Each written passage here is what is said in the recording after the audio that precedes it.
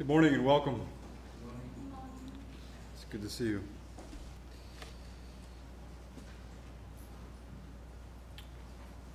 This is the second week that I am teaching, and I will be teaching for the next, including this week, the next 6 weeks. And at that point, Pastor Jeff, our senior pastor, should return. We have been going through the mechanics, the inner workings of change. How does change actually begin to work inside of people? And we're not looking at it from like a step-by-step process that's more in depth like you might find in the New Testament. But we're looking at life stories and how change looks over time in real people. And last week, like this week, we talked about Abraham. And with Abraham, we were introduced to these two people who were broken, that had serious problems. And yet these people over time began to trust God more and more. And each of these different people going down the left side of the screen, they all have different stories of change that share similarities. And as you look at each one, it's like looking at change through a different window, where you can see different angles of what change looks like. Today we're going to look at that change, especially over time. And we started out last week talking about broken people, and this week, this is what I'm focusing on, this particular line here. Broken people change because they experience God's grace. I don't think that's what you might normally see in a self-help book. I'm talking about real change from disaster to something that God uses. It doesn't mean that there aren't things that we can do to improve ourselves in that sense, but I'm talking about a shift in identity from one person to a completely different person. A self-help book can't change that. So if he changes from a person who trusts himself to a person who trusts God, that change can only happen by experiencing God's grace. People especially change here when they realize that there's nothing good in themselves and that they don't deserve any kind of blessing, but instead they only deserve judgment. And yet, for some reason, and you're going to see this with Abraham, you're going to see this with David, you're going to see this with you're going to see this with Paul. They experience God's blessing, but they only expected God's judgment. More than anything, you could say that Abraham wanted this one thing, and that was to have a son. In that ancient time, to have a son was far more important than it is now. It's still important to many men now. It was even more important during this period of time. In fact, to not have a son was to cause people to think you have done something morally wrong, that the gods are angry at, that they've cursed you. To not have a son was a serious thing. How did he begin to stop trying to force this to happen, to have a son? How would he stop trying to control his future? How did Abraham learn to carry out his responsibilities, but also start trusting God with the things out of his control? In the same way, how do you get from wherever you are now to where you need to be this year? How do you go from the kind of person that Abraham is, who would do anything, even bad things, so that he can survive to have this child. How can that kind of person become a person that is confident in God's love and even willing to give up this only son? He only wanted his one thing his whole life. It's one thing. And he does wrong things to achieve this. And is having a son wrong? No. Is wanting a family wrong? No. And you could also, for the same thing with you and me. There are things that I want that they're not wrong. But somehow in this process of trying to do something that we think is good, we go too far. That's Abraham. But he changes because he's confident so much in God's love that he's going to be willing to give up that one thing that he wanted. To understand how he's able to do that, I think you need to look at his experiences with God. And what we're going to do is we're going to go through a whole lot of Genesis real fast. Far too fast for what I like. I would like to spend much more time in each chapter. That's more of something I feel comfortable with. But we're going to zoom out and we're going to look at kind of the overview of his life. And we're going to look at the major events. We're going to skip some of them. But for the most part, we're going to look at the major events of his life. And we're going to see how did he start here with leaving his family and then betraying his wife and saying, she's not mine, and the king then takes her to his harem. How does it go from that to this last point on the far end of the arrow where he trusts God so much he's willing to give up the only thing he ever wanted? We're going to go through all the events on this line as quickly as we can, but thoroughly enough that they make sense. The very next thing after we read chapter 12, this is after he lies about his wife, and despite lying about his wife, God still gives him blessing. And to explain this chart a little bit, go back a little bit, that EXP just trying to explain experience. He experiences God's blessing. And you're going to see that no matter what happens, he's going to keep experiencing blessing. When he makes a mistake, he experiences blessing. When he does the right thing, he experiences blessing. Now, that doesn't mean he won't experience difficulty. He brings troubled times on himself. And this is how our life works too. If you're a believer, God will keep blessing you. But at the same time, that blessing might not be financial. For Abraham, it was. That's because God promised him that. God didn't promise you that, nor did he promise me that. That's not a promise given to us. You need to erase that one from your mind if you think that's true. God promised us a couple things, but financial blessing wasn't one of them. But he did promise Abraham that. He keeps experiencing God's grace, but he also experiences serious consequences. And in fact, his descendants, his son and his grandson are going to experience the consequences of Abraham's sin. This is important to remember. God won't stop blessing you. But if I go outside and I hit a police officer, I'm going to go to jail. No surprise. Now, God will keep giving me grace in jail, but I'll be in jail. That's the same way it works with Abraham. All right, so in chapter 13, we have Abraham and Lot together, but because they're coming from Egypt with so many extra servants and slaves and workers and things like that, why? Because Abraham lied. And then the king, in disgust, sent him away.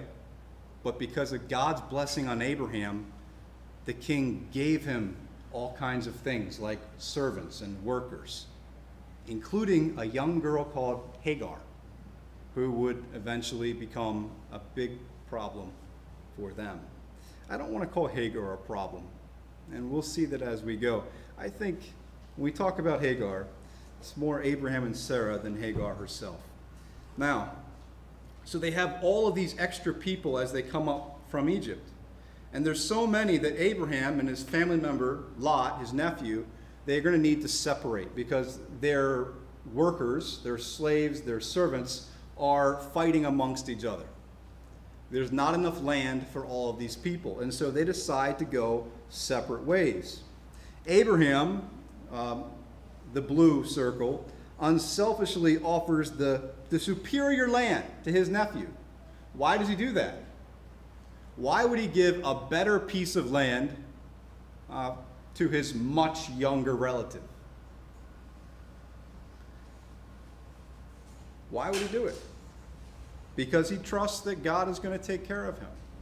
So you're going to see this in Abraham's life. He's going to go back and forth between trusting God, like we do, to then doing something very foolish because he doesn't trust God. Lot moves not far from Zoar, near the city of Sodom, in the red circle there, just south of the Dead Sea. Unfortunately for Lot, the ruler of his new city, Sodom, had rebelled against their overlords. Okay, so the way this worked in the ancient Near East is there would be kings in each region, but those kings would pay essentially a tax to a larger king. And if they didn't pay it, that king would come and conquer their city, kill the king, and then force the people to again pay a kind of tax. And so what happened is there are 5 kings in the region of this map who decide, let's join together and no longer pay that tax. They're paying tax to a Mesopotamian king who is northeast of this map. Okay? And so that Mesopotamian king is going to come. He's going to gather 3 of his loyal vassal kings, like a lower level king, and he is going to bring them and their armies to attack and subjugate these 5 rebellious kings in this area. Now, these 4 kings coming to attack destroy every single rebellious city on the way. These cities, they have no chance. These kings come, there's nothing they can do about it. They just north of the map is the city they conquer. They move south. They conquer the next one. They move further south near the Red Sea. Then they move back up to Kadesh Barnea. And then they're going to attack the city where Lot lives. Okay? So this is how it goes down like this. And the whole time, Lot has got to be watching all of this thinking this is not good. I mean, this is not the modern military. You know when armies are coming by. It takes time for them to march from point A to point B. And the whole time you see this army circling around Lot. And Abraham is not far from him, completely safe. But not Lot. Lot's in danger. They finally will defeat the army of Sodom, and Lot, who lives among those people in that city, is taken away by their armies. Meanwhile, Abraham's completely fine. He's not in danger. Now, if you think back at the last event of his life, major event, what did he do? He had lied about his wife in order to survive. He thinks God needs me. God needs me because he promised me I'm going to have this child. There's going to be a nation coming from me. This is Genesis 12, verse 3. I need to survive. But my wife, it's okay. But I need to survive. Is he going to do the same thing? Is he going to one more time say, I'm going to put myself first? Am I going to try to control my future? Or am I going to trust God and let God control my future and do what I'm supposed to do, which is to be loyal to my family? As the kings withdrew to their land, Abraham had this choice. He can, again, protect his own life, abandon his family, or he can put his life in God's hands. Now, surprisingly, as you read through Genesis chapter 14, Abraham abandons all personal safety and does something that looks, honestly, really stupid. He gathers up all of his men, over 300 of them, and attacks and shockingly defeats the 4 kings further north. He rescues his family. He brings them back home, back down to, he delivers Lot actually right back to the city he rescued him from. This is unbelievable. The man who lies from one king, and honestly, during this time period, Egyptian kings were not as powerful as Mesopotamian kings. So it's really weird. Why would he be so scared of a powerful king, but not as powerful king like the one in Egypt at that time, but then go and attack 4 kings with his men? This is just bizarre. Why would he do that?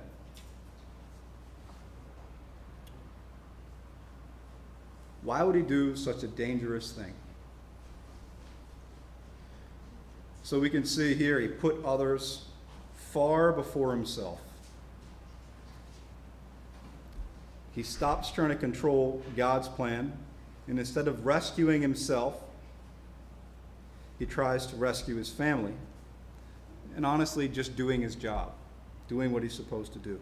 How do you go from a person that would do anything so that he can survive to have a son again to a person that is so confident in God's love that he is willing to even give up his own life? And later on, he's willing to give up the only thing he really wants, which is a son. Why would he do such a dangerous thing? Because he's experiencing God's grace. He's beginning to see, and I think you can understand this. You're going to see what I'm saying. I did something I was supposed to do, and God took care of me. But then I went and I did something awful, and yet God still loves me. He begins to slowly begin to trust this God. Slowly willing to risk everything for this God. It's not perfect. He's going to make some more mistakes, but he's slowly willing to put everything he loves into God's hands. He's not ready yet, but he's getting more and more ready. Now, he's going to make mistakes, but he gets more and more ready because he experiences God's kindness and God's love. He's more willing to risk, saying, God can take care of this. After returning home victorious, Abraham experiences a vision of the Lord. So I was debating whether or not I should include this because this is quite complicated, honestly. And if you've ever read through Genesis, you probably came to Genesis 15 and stopped and said, huh? What is this? There's something really bizarre that happens in this chapter that most people, as they begin to read it, they look at it and they go, okay, let's just go to the next chapter. It's just one of those things in the Bible. And so I'm going to go through it a little bit, not in the depth that is enjoyable, but we're going to go through it as quickly as we can, rather. After this, the word of the Lord came to Abraham in a vision. So he's having a vision. He's not like regular, he's not seeing God face to face. He's having a vision of God. And in this vision, God says to him, "Do not be afraid, Abram. I am your shield. I am the one who protects you, your very great reward." But Abram said, God said, I am the one who's going to protect you. But then Abram said something very much the opposite. What can you give me, since I remain childless? This is the only thing he wants, to have a child. And the one who will inherit my estate is this guy, Eliezer of Damascus. When I die, everything I own is going to go to one of my servants, Eliezer of Damascus. And Abram continues, You have given me no children. So a servant in my household will be my heir. He's speaking from his heart here. He's saying, you say you're my shield, but what about that thing you promised? When I die, it's not maybe ever going to happen. The word of the Lord came to him, and God says, this man, Eliezer of Damascus, will not be your heir, but a son who is your own flesh and blood will be your heir. So God takes him outside and says, look up at the sky and count the stars, if indeed you can count them. Then he said, your offspring are going to be like the number of those stars. God's just repeating the promise. You're going to have a children. That thing I promised to you years ago, I am going to do that. And Abraham believed the Lord. It's a beautiful, famous verse. And he credited it to him as righteousness. I mean, because of his faith, God declares Abraham righteous.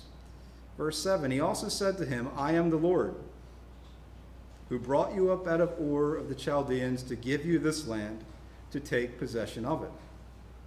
But Abram says, Sovereign Lord, how can I know that I will gain possession of it? Basically saying, give me a sign to show me what you mean. Give me a sign to prove it to me. So he has this vision, and from this point is where it gets bizarre. It's weird, okay? And so you have to take yourself back a couple thousand years to understand what is happening in the next verses. Okay, so in his vision here, he's still in a vision. The Lord asked Abraham to bring him some specific animals, but these are going to be killed, but not for sacrifice. This is not a sacrifice like you might see in the rest of the Old Testament. What you're about to see illustrated in the pictures I have here that I made years ago, this is very strange to us. But this was very normal in this time period. So it would look like this. Basically, there were these animals that God says, in this vision, bring me these animals. In this vision, Abraham then cuts them in half. Starting at the top, you have a lamb, then you have an ox, then you have a cow, I believe. I might have switched it up. And then you have a bird at the bottom. And each of these, he cuts them in two. And you're reading this and you're, what's going on here? Why would you be cutting animals in two? This is really bloody and really strange. Okay? So just understand what I'm talking about here. These animals were then separated apart from each other with enough room to walk between. And again, you're coming into your mind, why?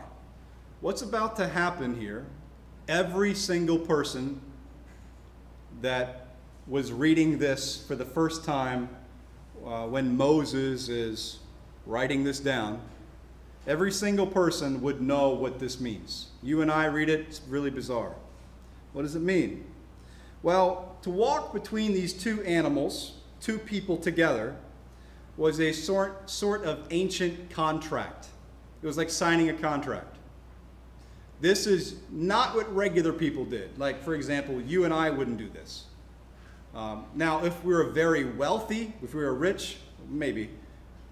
If we were a leader of a nation, yes, this is something you would do in your lifetime.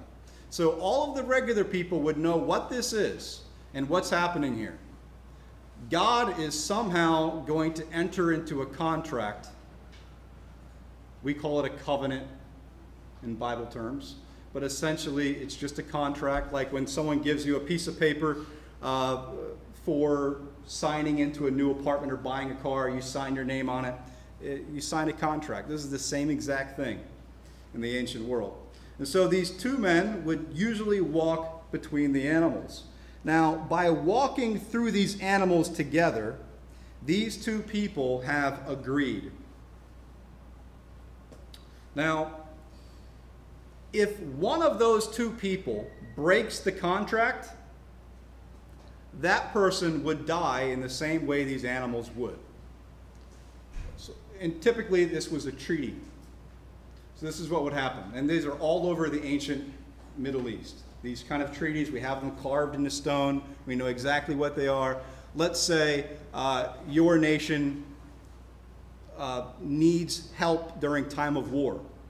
And you say to me, let's enter into a contract together, enter into a covenant.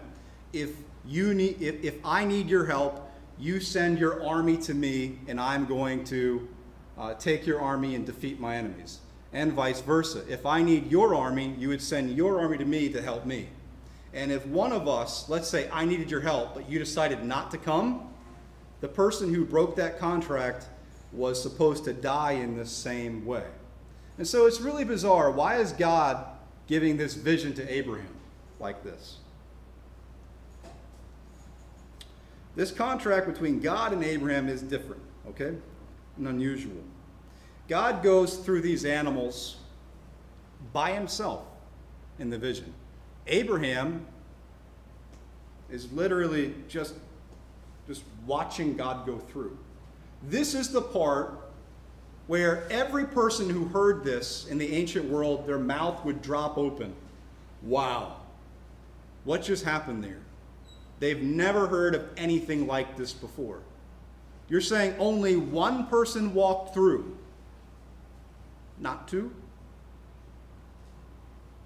What that means is that one person takes full responsibility for both. Are you following me here? God is saying, Abraham, in this promise I gave you, it has nothing to do with you. You only just watch me work. I will do this. What was the beginning of the chapter? God, give me a sign that you are going to give me a son. And God says, look, Abraham, I am going to do this all by myself. There is nothing that you can do to guarantee this. Nothing. This contract, I will do it by myself, alone. You only receive the benefits of it. And that's what happens in the vision. You have a vision of this essentially fire pot, which represents God going through these animals alone. You can go back later and you can read it through yourself. So what does it mean again? Abraham is not responsible at all for accomplishing this agreement. He can't make it happen because it's impossible. How can you make yourself have a son? If you can't have a son, it's not physically possible. What can you do about it? Nothing. You can't. He asked for a sign, but God says this, listen, Abraham, this is my son. I go through alone. I take full control and full responsibility. Abraham, it is not in your control. Just experience my grace.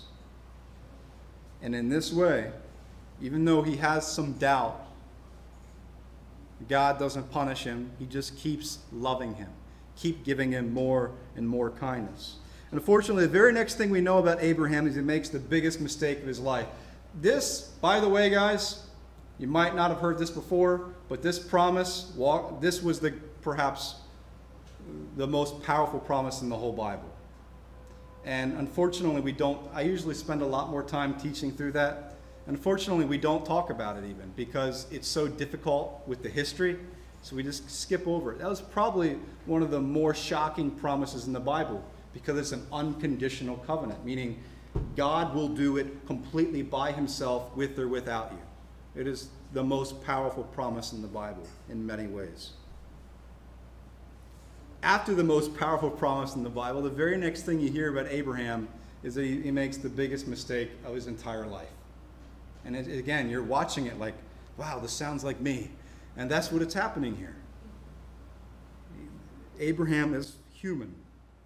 Not long after this great promise, Sarah and Abraham decide to use that slave girl they had gotten from Egypt, Hagar, as a replacement mother to provide the child that God had promised. They've been waiting, and they tried to now help God to do something that he promised he would do by himself. And they're saying, no, I can help you out with that. I don't think you can do it. They're tired of waiting. Their solution was to provide a son through their cultural custom. This was very normal. This is actually normal. Like I said last week, it's normal throughout all ancient countries. If your official wife is unable to have a child, you would get another. It was culturally okay. But they're not trusting God. And a son was born to Hagar. His name is Ishmael, and Abraham will love him very deeply. But because what he had done was so wrong, because what he had done was so harmful, his act hurt all of his family immeasurably. And usually we just think about, Abraham, he was so sad one day he's going to send Ishmael away. And he's heartbroken to send Ishmael away. And his wife, she experiences great pain watching all of this happen. Even though she agreed to it, she's hurt immeasurably as well. Those kind of pains don't just go away. They stay with you. They stay with you. Well, what about Hagar? What about the boy? How much more were they hurt? We don't talk about them. Ishmael is sent away by his father, and he never returns in his father's lifetime. Never. What about Hagar? Just kind of used and then tossed out. How bad did Abraham's sin hurt everyone? And that's the thing, is sin has serious consequences. But he still gets God's grace. God still loves him and takes care of him. But that hurt he caused doesn't just go away. For many more years, God did not return to Abraham. In fact, 13 years passed by. Ishmael would be essentially a middle school student by today's standards. 24 years have gone since he left home, and he's not any younger. By now, the promise is even more ridiculous than it was when he was 75. He's even older. He can't fix his childlessness. And it looks like God isn't going to fix it either.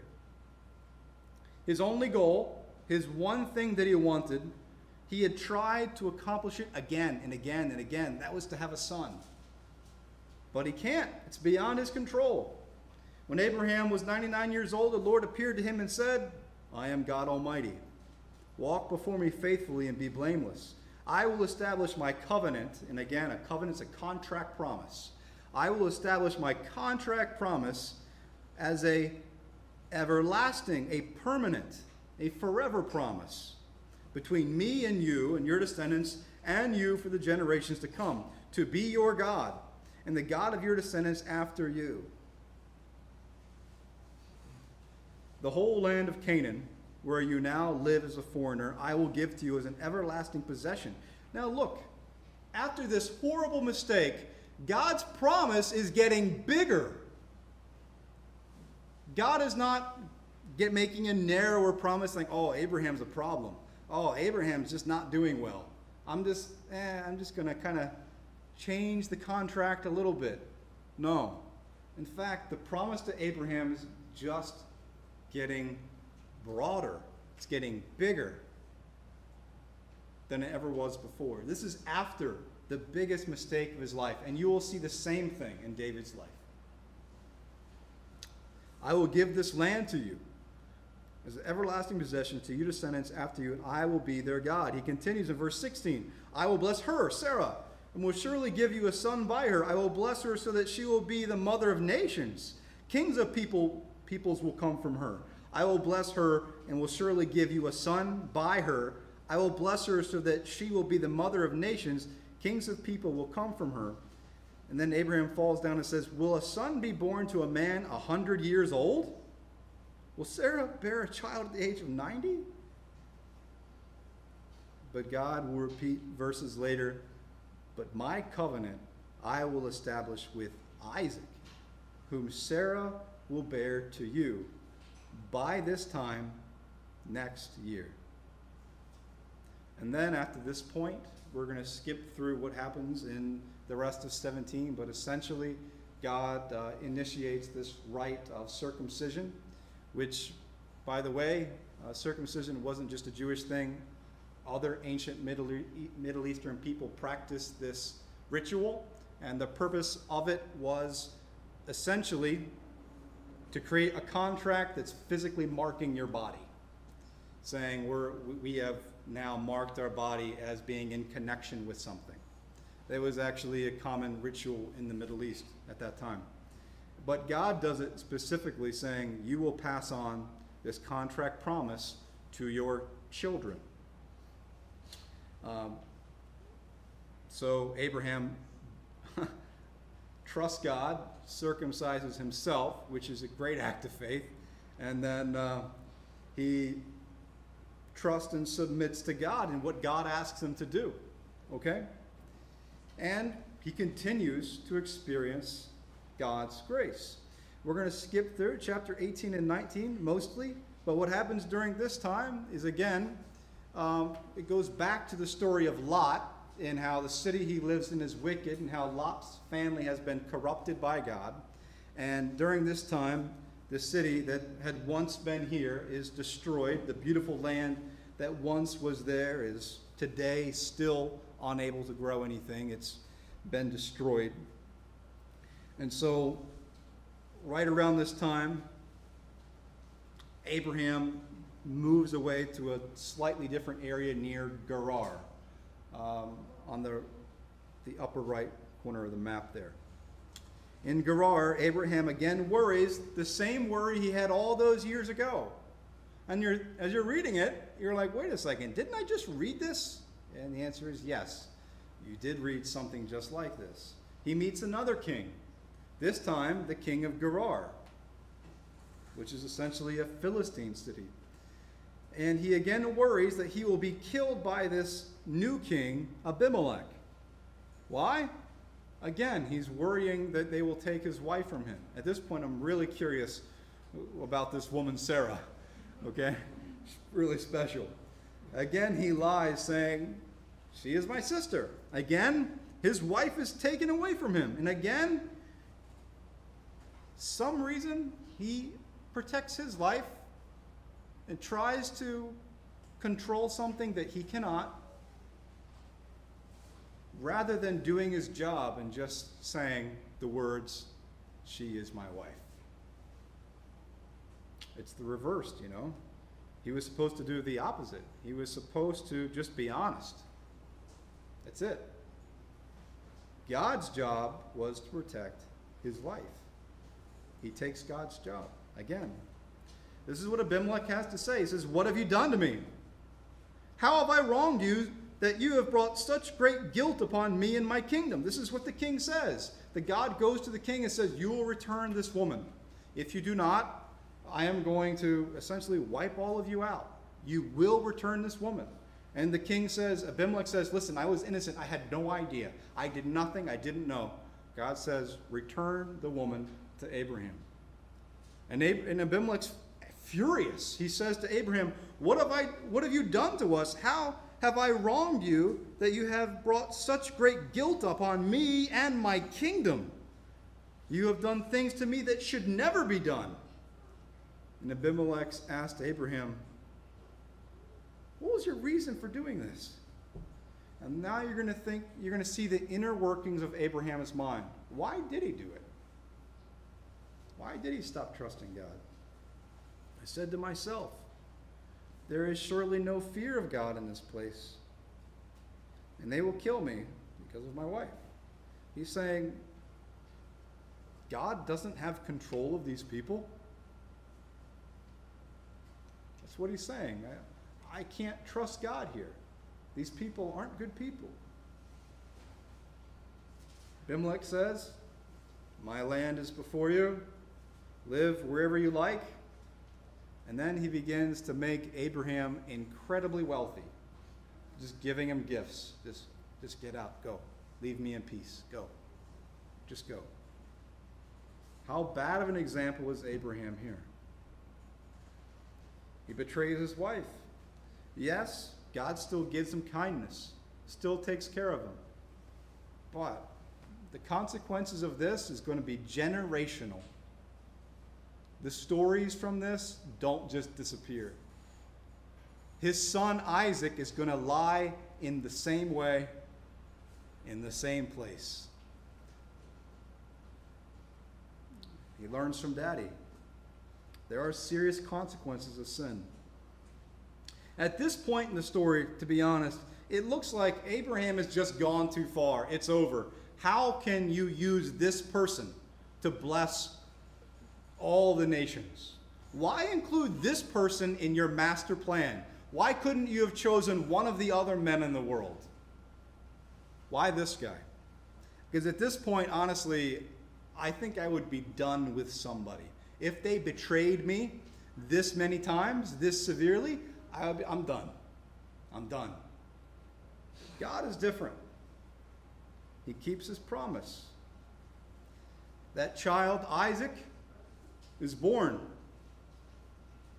This is the only thing they ever wanted. And this is the interesting part. It only talks about this for 7 verses. It talks about the birth of Isaac for 7 verses. And then it's over. You're like, what? I just waited chapters and chapters and chapters for this one thing. And it's like, oh yeah, he was born. Yay, it's happy. And then it goes on, next verses. And you're thinking, wait a second. Abimelech yelled at Abraham, and Abraham complained for like 8 verses. And you hear weird conversations for like 10, 12 verses. You think, why is it such a small focus on the birth of Isaac? You're going to see that as we go, because God's plan, the birth of Isaac was already scheduled. It was going to happen. The book of Genesis is about process. It's about process. It's about process. What is the process of faith growing? It almost doesn't focus. The result is like, result. It's right here, 7 verses. The process, chapters and chapters, like just hundreds of verses. Because that is what it's talking about. The same thing for you. Our faith grows in a process. At this point, their shame at childlessness is gone. This is all they really ever wanted. And years later, probably about 20 years later, God tests Abraham. He says, Abraham. Abraham says, here I am. He says, hey, this is what you're going to do. Take your son, your only son. And in Hebrew, this is really interesting, because in Hebrew it says, take your only one. Meaning, take that one thing which cannot be replaced. There is only one. Take your only one. So think, what is your only one that you can't let go? Because God says to him, take your only one. Isaac, go to the region of Moriah and sacrifice him there as a burnt offering. So God commands Abraham to kill Isaac, the son whom he has tried to force into existence for decades. What will Abraham do? Will he try to take God's role? Or would he just let God do what he promised? So early the next morning, Abraham got up, loaded his donkey. He took with him 2 of his servants and his son Isaac. So he takes some servants, he gets a donkey, he gets all of the wood for the burnt offering.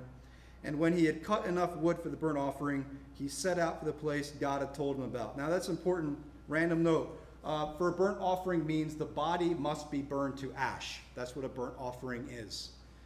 It's not just a barbecue. It is burned to ash. There is nothing left, just dust. This is a lot of wood they're taking. That matters. On the 3rd day, Abraham looked up and he saw the place in the distance. He said to his servants, stay here with the donkey while I and the boy go over there for the sacrifice. And this is what he says. And this is his strongest statement of faith in Abraham's life. It's this next phrase.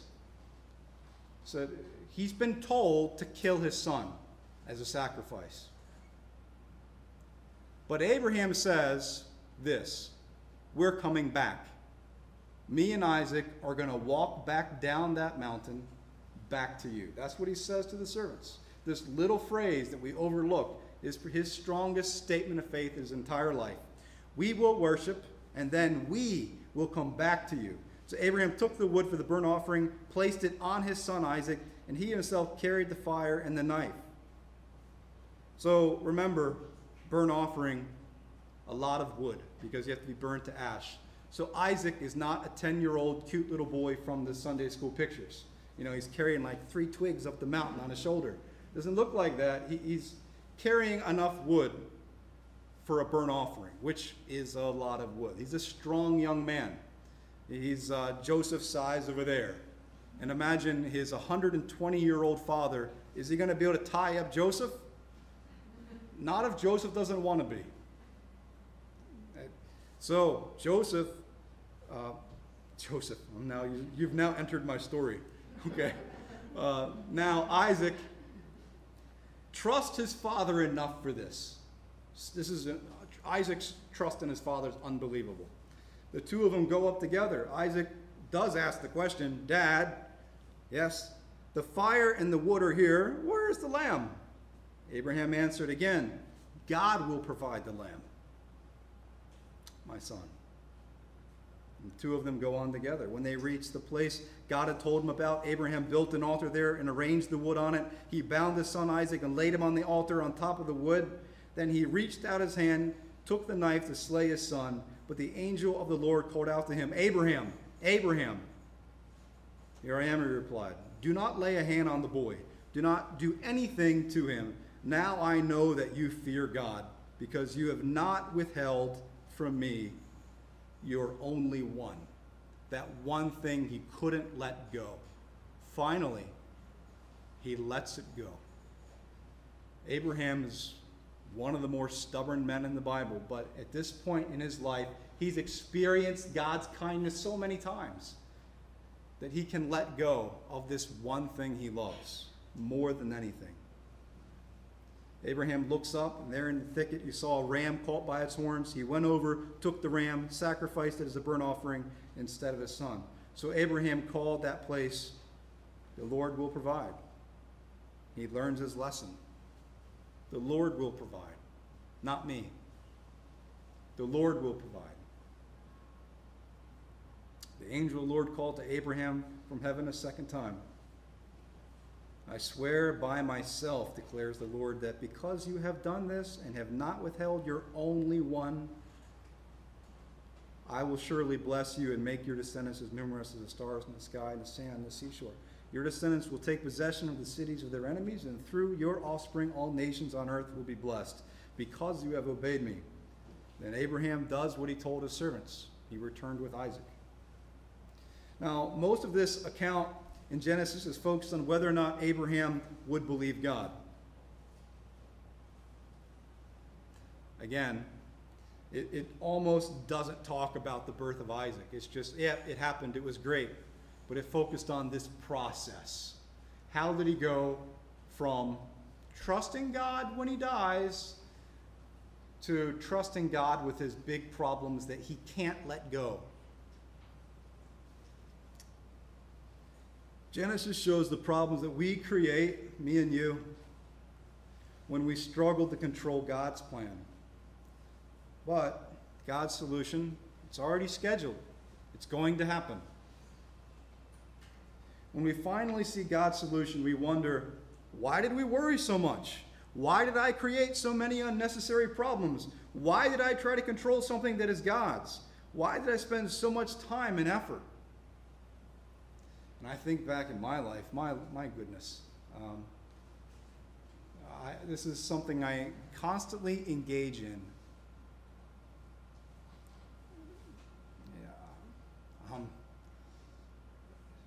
I think we're all this way. We're always just kind of controlling what God's doing, trying to.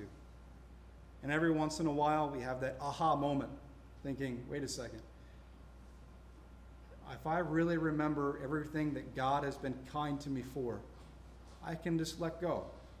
Stop controlling this. Because, like Abraham's story, where he had belief, disbelief, belief, disbelief, belief, disbelief, God gave him kindness every single time, either way. Until his scheduled promise comes, and Isaac was born. In the end, God has scheduled your life too. When those crises happen, don't solve the problem out of fear. That will only hurt you and everyone else. Instead of acting in fear, trust that God has already scheduled your life. If you trust him, then you can finally obey him. So you get to this point where he trusts God, and like every other time, he still experiences God's kindness. Broken people change because of this. They experience God's kindness and they can begin to trust him. So, we're going to finish up here. This is wrong. It's wrong. This is wrong. This is not a good thing. But this is what we begin to do. We start thinking like this. I have this big task that's real important. God has provided this for me, and I have to give great effort. That part's kind of true. But I am forcefully controlling everything until I accomplish what I think is right. This is bad. How do we get back to this place right here? Knowing that my part is a really small part of God's plan. Small. It's important, but it's a small part of God's plan. And you have, in thinking like this, my task that God provided me does require great effort. God's commanded us to work hard. While knowing, this is the important part, the result's in God's hands. I can't force it to happen.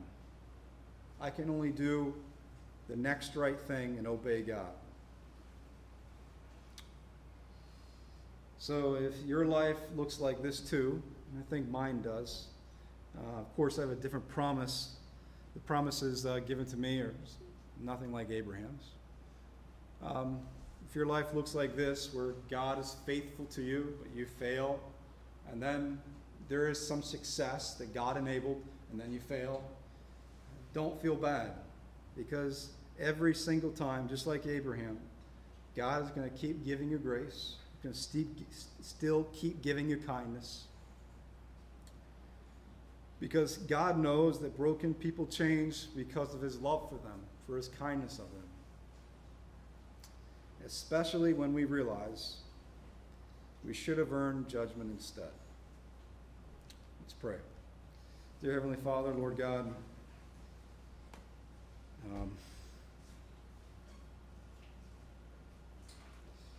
we don't deserve anything good from you. We've made mistakes that should cancel out everything we've done, but you are incredibly gracious. You're incredibly kind. Your love isn't intermittent. Even though we cause problems and create difficulty, we hurt people, we hurt ourselves, your love for us doesn't stop. And we thank you for that, Lord. We ask you, Father, that we would come to an understanding as we look through these characters' lives that you are in control, and we are not. We do have the task that we are given that requires great effort, but that the end result is not ours, it's yours. Pray that we begin to learn to live as if that is true. We pray this in Christ's name. Amen.